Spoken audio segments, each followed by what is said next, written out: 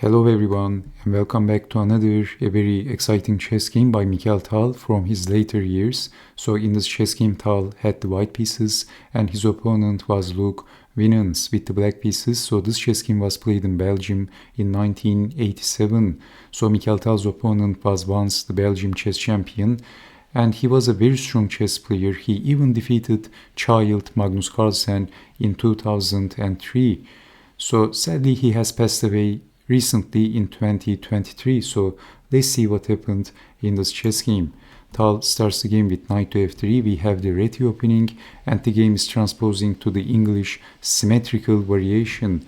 Knight to f6, knight to c3, and then b6, e4, knight to c6, d4, c takes on d4, knight takes, bishop to b7, bishop to f4, d6, knight to f3, g6, queen to d2, developing the bishop, developing, and then rook over bishop to h6, a very typical move.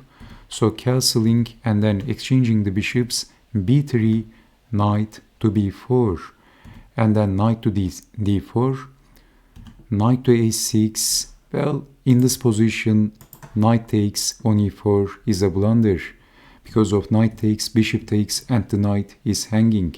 So first, knight goes back and then Mikhail Tal is defending with pushing the pawn. Knight to c5 and Tal castled. a6, rook over, knight to g8, bishop to f1, bishop back, and basically nothing is so interesting so far as both players are fighting for the better position with mobilizing their forces. So there is nothing interesting yet and we see some standard moves as well. So queen to c7 and then kicking the knight back, pushing the pawn, and then knight is getting in. e6 and knight to e3, rook over, and then queen to b2. So aiming the king and threatening things like knight to c6 check and then winning the queen. So blocking knight from g to f6 and then lifting the rook, and Mikhail Tal is targeting the weakness on d6. So king to h7 and it is white to move. Now maybe in this position some normal move was expected, maybe retreating the knight, something like that was expected in this position, but look what happened. Look what happened in this chess game. Mikhail Tal picked his knight and then he landed on e6 for real. Knight takes on e6, knight sacrifice out of the blue. How unexpected was that? And Mikhail Tal had a reputation as for making these crazy looking sacrifices, unpredictable sacrifices for creating complications in his opponent's camp.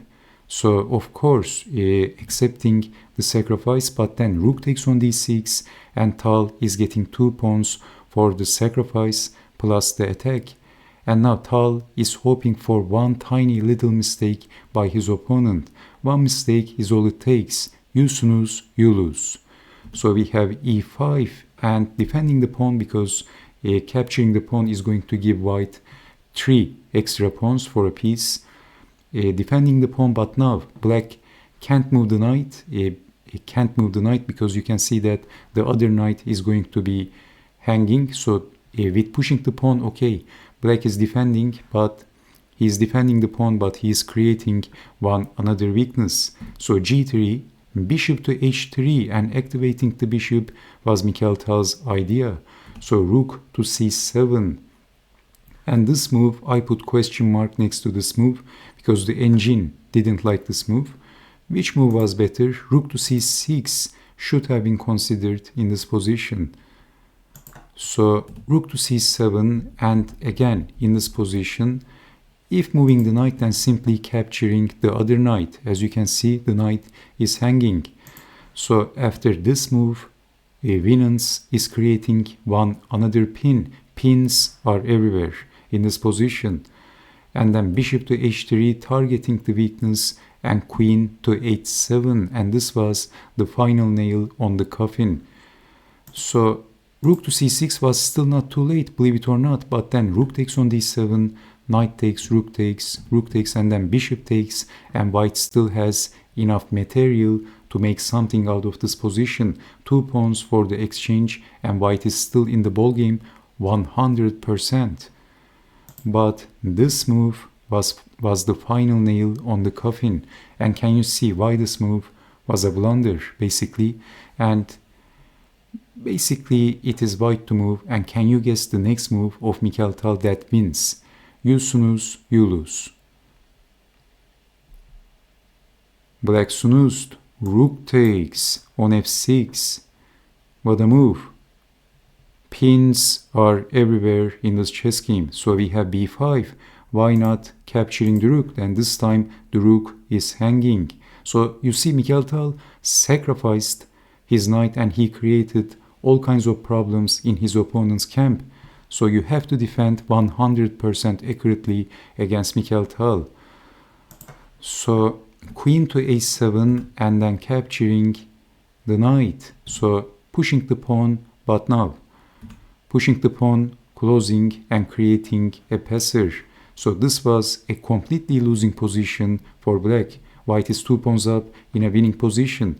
So this is why knight takes on c5, desperation time in a losing position. But attacking from a strategically inferior position is generally doomed to fail, as we all know, unfortunately. So rook takes, knight takes, pawn takes, queen takes on e3, that's check. Queen to f2, rook to c1, bishop to f1, rook takes on f1, king takes, and then queen to c1, and black resigned after his move. As Mikhail Tal defended the harmless wave of attacks of the Belgium chess champion successfully. Black is running out of useful checks. There is no more check. So the possible continuation would be something like king to g2 and then bishop takes on e4, and after king to h3 there is no more checks, and now black is helpless and lost. So how to defend the threat against rook check, and then king to h6, queen to f6, checkmate. So the possible continuation, hiding the king and then rook to f7, some move and then check, checkmate. There is no defense. A typical Mikhail Tal chess game with some amazing attacking moves and sacrifices. In his final years, despite his poor health, Mikhail Tal he has still produced some amazingly exciting chess games, and this chess game was no exception. And how unpredictable this move was. Look at this move, an incredible move. So basically Mikhail Tal sacrificed his knight out of the blue. Where was that move? I couldn't find the move. This was the move. At move 27, Mikhail Tal, watch this. Knight takes on e6, knight sacrifice, very unexpected and unpredictable. So, I hope you have enjoyed watching this chess game, and I hope to see you next time. Take care and bye-bye.